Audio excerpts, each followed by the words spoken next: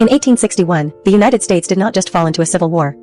It fell into the most expensive crisis the young nation had ever faced. The country split apart overnight. Armies had to be raised from scratch. Weapons had to be manufactured in massive quantities. Railroads shifted from trade routes to troop transport. Farms turned into supply lines. Every single day of war burned money at a speed the federal government had never experienced before. And very quickly, America discovered a terrifying truth. It did not have enough gold to survive the war. Before the Civil War, Americans trusted metal, not paper. Gold and silver were considered real money. Paper notes existed, but they were fragile promises issued by private banks. If a bank failed, its paper became worthless. Ordinary people understood this risk. Farmers, merchants, and workers preferred coins they could weigh in their hands. Gold meant certainty. Paper meant doubt. The entire financial system rested on limited metal reserves, and that system worked only as long as the nation stayed at peace. When war erupted, the old system collapsed under pressure. The Union government suddenly had to pay hundreds of thousands of soldiers. Factories demanded funding to produce rifles, uniforms, ammunition, and rail equipment. Food suppliers needed cash to keep armies fed. Taxes could not be raised fast enough. Loans from banks were limited. Gold began vanishing from circulation as people hoarded it out of fear. Foreign lenders demanded repayment in metal, not promises. By 1862, the Treasury faced an impossible situation. The war effort was draining money faster than gold could be found. As gold disappeared, banks tightened credit. Lending slowed. Trade weakened. The economy risked freezing at the worst possible moment. If soldiers stopped getting paid, morale would collapse. If factories stopped running, the war would be lost. President Abraham Lincoln understood the stakes. This was no longer a debate about tradition or theory. It was a question of survival.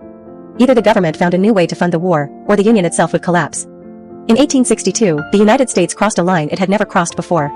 Congress passed the Legal Tender Act. For the first time in American history, the federal government printed paper money that was not backed by gold or silver.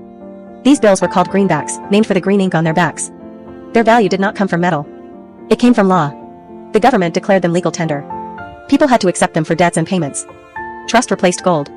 The reaction was immediate and emotional. Many Americans feared inflation. Others believed the currency would collapse into worthlessness. Newspapers warned of disaster. Gold prices soared as people compared metal to paper. Prices rose across the economy. Yet despite the fear, something remarkable happened. Soldiers continued to get paid. Factories stayed open. Railroads kept running. The war effort survived. Paper money, against all expectations, worked. The contrast with the Confederate economy made the lesson clear.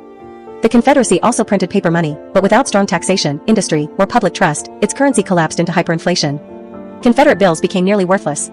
The Union's greenbacks held value because they were backed by a functioning government, taxation power, and national authority.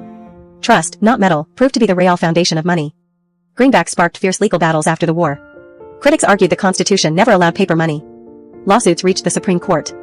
At first, the court resisted the idea. Later, it accepted it. The decision changed American finance forever. The federal government now had the power to create money in times of crisis. The precedent was irreversible. When the war ended, the United States faced another decision. Return fully to gold, or accept paper money as permanent. The government slowly moved back toward gold convertibility, but paper money never disappeared again. The door had been opened. Every future crisis would pass through it. Today's dollar exists because of this moment. Money backed by trust. Money backed by law. Money backed by the state. The Civil War did not just decide the fate of the Union. It created the financial system America still uses. Every modern dollar traces its origin to a war that forced the nation to redefine what money truly is.